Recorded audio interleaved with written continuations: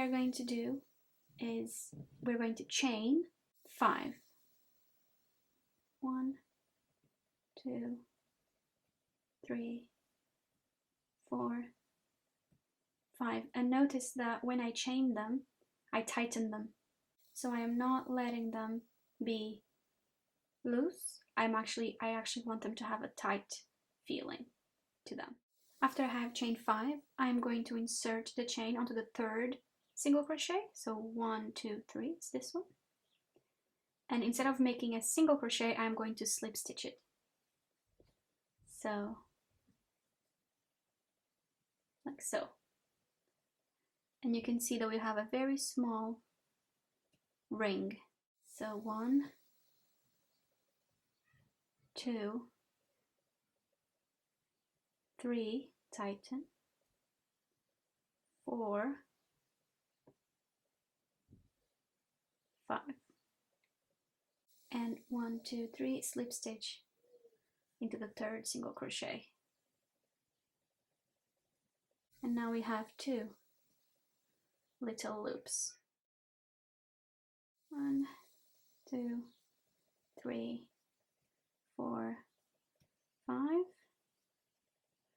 1, 2, 3. Slip stitch it.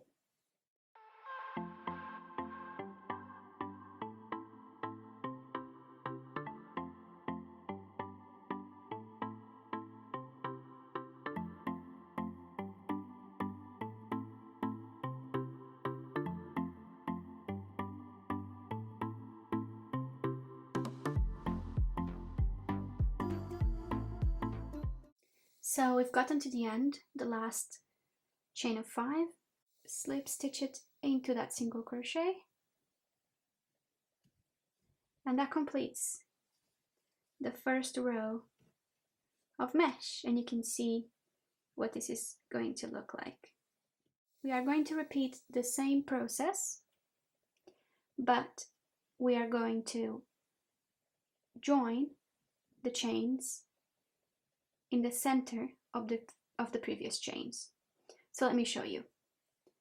Let's chain 1, 2, 3, 4, 5, 6.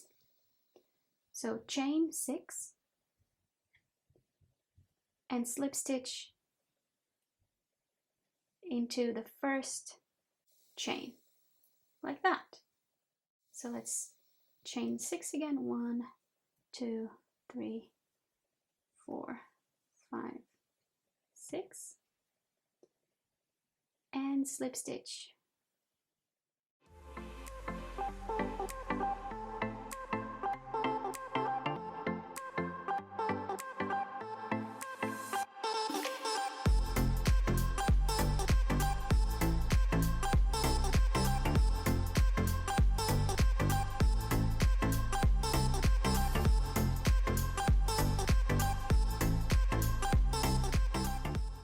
If you feel like your slip stitch didn't go into the center of the mesh, you can always adjust it to the center, pull it back, and then tighten it slightly so it stays in place.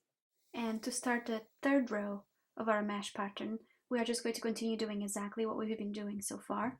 So chain 6 and slip stitch them into the middle of each previous chain. And we are just going to keep going around and around and around and around as many times as we need to until your produce bag is as tall as you want it to be. Alright, so I have now done 29 rows using the chain stitch, and to help with the process I've marked the last stitch so that I know where to stop. So let's continue, and I'm just going to finish the last row, which is row number 29.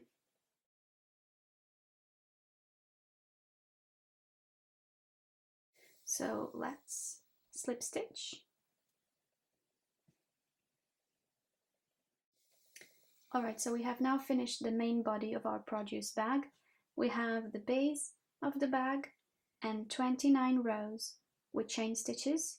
All that's left to do is finish the top of the bag and then add a cord.